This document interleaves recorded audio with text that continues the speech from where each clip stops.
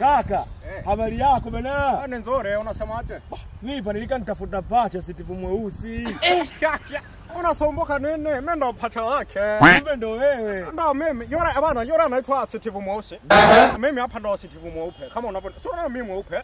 Kwa kweli mumefanana bwana. Chaki rangi. Nini yuko Japan? Ndo wewe bwana. Na kofia hiyo.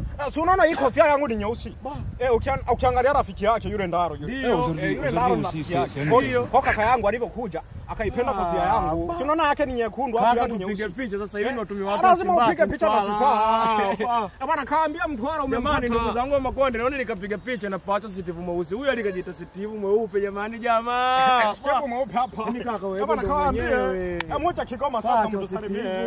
Ndo mimi. Basi ngoja hapa na kwenda Mtwara kwenda kuambia nyumbani ndugu zangu wa Makonde. Waje bwana. Bwana imeisha hiyo. Wewe kaka ndo mwenyewe bwana. Ndo mimi bwana. Bwana nenda kaambie.